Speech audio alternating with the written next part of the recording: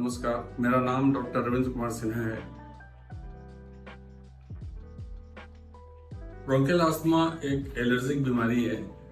इसका मतलब ये होता है कि अगर सांस की नली में किसी चीज से एलर्जी हो, जैसे धूल कण, धुआं, पराग या कई बार मौसम के बदलने से कोई वायरल इन्फेक्शन अगर सांस की नली को हो जाए, तो उस वजह से सांस की नली में सिकुड़न पैदा हो जाती है और जिसकी वजह से सांस लेना काफी मुश्किल होता है। खांसी होने लगती है और सांस लेने और छोड़ने में एक साए साए या चूं चूं की आवाज आने लगेगी। पेशेंट को चलना फिरना मुश्किल हो जाता है क्योंकि उसका दम फूलने लगता है, तो बलगम बनने लगता है।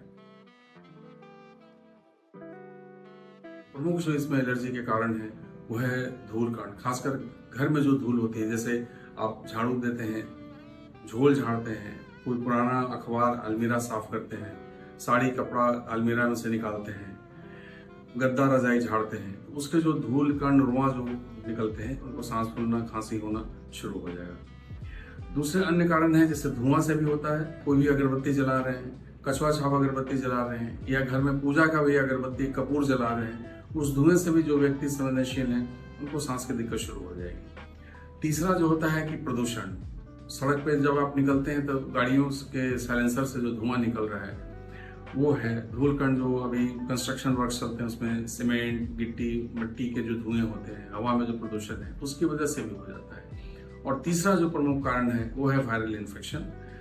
सांस की नली में आमतौर पर लोग बताएंगे कि सर्दी खांसी शुरू हुई, छींके आने लगी और उसके बाद सांस फूलना शुरू हो गया। तो ये कॉमन वायरस होते हैं, जिसको कॉमन कोल्ड वायरस या एक रेस्पिरेटरी सिंसिटियल वायरस होते हैं। चौथी जो चीज ट्रिगर करती है वो है एक्सरसाइज इंड्यूस्ड होता है। कुछ लोगों में देखा गया है कि जब वो दौड़ने लगेंगे तो उनको सांस फूलना शुरू हो, खासकर दौड़ कर रुकने के बाद, तो ये एक्सरसाइज इंड्यूस्ड अस्थमा बोलते हैं।